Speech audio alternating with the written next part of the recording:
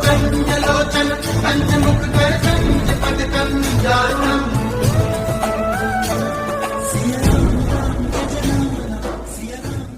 महाराज जी के आज के विशेषांक में रक्षा सूत्र परिवार के सभी सदस्यों का हार्दिक स्वागत है। बाबा जी के भक्तों को राम राम। अल्मोड़ा में भारत की महान आध्यात्मिक संत आनंदमयी माँ का पाताल देवी में एक आश्रम है। उनका आवास कुछ एक ब्रिटिश कालीन कॉटेज की तरह था। सामने से एक खुला बरामदा और बरामदे के आगे पत्थरों से निर्मित आंगन में खुमानी का पेड़ हुआ करता था, जो गर्मियों में फलों से लदा रहता था। हम जब भी पाताल देवी गए, माँ आनंदमयी बाहर बरामदे में तख्त पर बैठी होती थीं और आंगन दर्शनार्थियों से भरा रहता था। माँ भी बचपन से ही अपनी माताजी की उंगली पकड़कर अपने घर से पैदल चलकर आनंदमयी माँ के दर्शन के लिए जाया करती थी।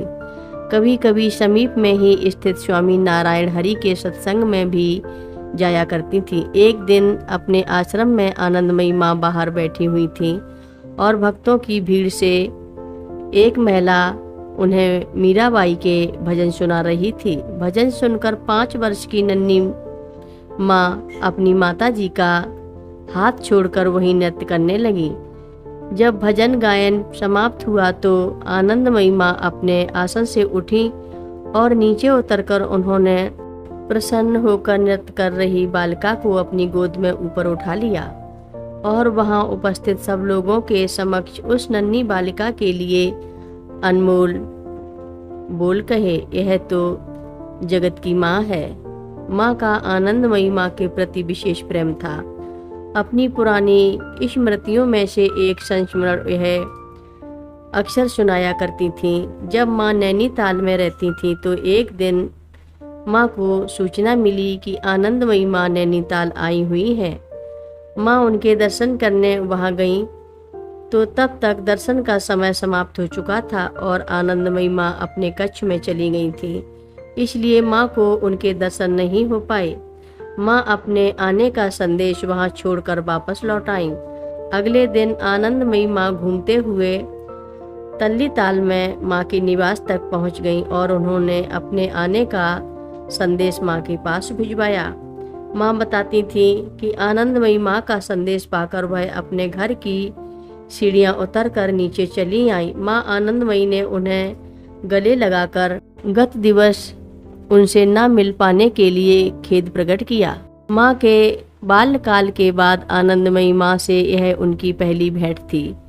माँ को देखकर आनंदमयी माँ बहुत प्रसन्न हुई, मानो उनका बादशाह उमड़ आया। फिर एकाएक उन्होंने माँ से कहा, मेरे लिए क्या लाई हो? माँ बताती थी कि उस समय वह कुछ भी लेकर नहीं आई थी, इसलिए उन्होंने जल्दी से बगल की दुकान से एक खिलौना बंदर उठाया और जैसे ही इस खिलौने को आनंदमयी माँ को देने के लिए अपना हाथ बढ़ाया तो आनंदमयी माँ ने अपने हाथों में अपना साल फैलाकर उसे ले लिया और बोली, अरे यह तो तेरे इष्ट देव हैं। जैसे कि प्रथा है, घर से विदा होते समय जिस प्रकार छोटे बच्चों को उपहार स्वरूप कुछ रुपया पैसे की भेंट दी जाती है, उसी प्रकार आनंदमयी माँ ने भी प्रेमवश माँ को 10 रुपये दिए। कई वर्षों बाद जब एक दिन मैं आनंदमयी माँ के दर्शन के लिए पाताल देवी आश्रम गई तो मेरी दृष्टि उनके कक्ष की खिड़की की ओर पड़ी। खिड़की पर एक खिलौना बंदर बैठा हुआ था।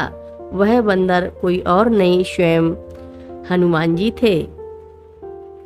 हर रोज महाराज जी की कथाएं सुनने के लिए रक्षा सूत्र चैनल को सब्सक्राइब करें, शेयर करें और लाइक करें। घंटी बजाना ना भूलें।